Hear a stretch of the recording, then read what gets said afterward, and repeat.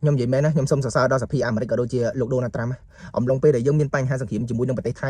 លោកតែងតែមកជួយអន្តរាគមន៍ដល់ប្រទេសខ្មែររបស់យើងអត់ដូច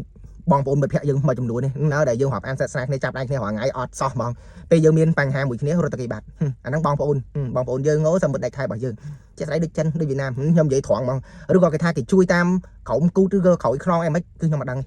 ប៉ុន្តែជាក់ស្ដែងនៅលើបណ្ដាញសារព័ត៌មានទាំងអស់គឺអត់មានឃើញសោះហ្មងអត់មានឃើញពេលមានបញ្ហាគាត់តែគេបាត់យើងនិយាយទៅយើងមានបញ្ហាយើងតែងតែតាក់ទងទំនាក់ទំនងទៅលោកដូណាល់ត្រាំឬក៏ទៅសភាអាមេរិកហើយគេជួយយើងបានមែនតាំងពីដើមឡើយមកតាំងពីយើងផ្ទុះសង្គ្រាមមកមានបទជប់បាញ់មានអីមកនិយាយទៅគេអ្នករៀបចំគេជួយយើងច្រើនមកអត់ដូចបងប្អូនយើងមួយចំនួនពេលមានទុកគាត់ចោលគ្នាបាត់ពេលមានសុខរួមសុខពេលមានទុករត់ចោលបាត់បងប្អូនមិត្តដៃថែបចាប់ដៃគ្នារាល់ថ្ងៃហើយសុំសរសើរចឹងបានគេថាមនុស្សយើងពេលណាដែលយើងមានទុកណាគេមិត្តល្អណាគេជា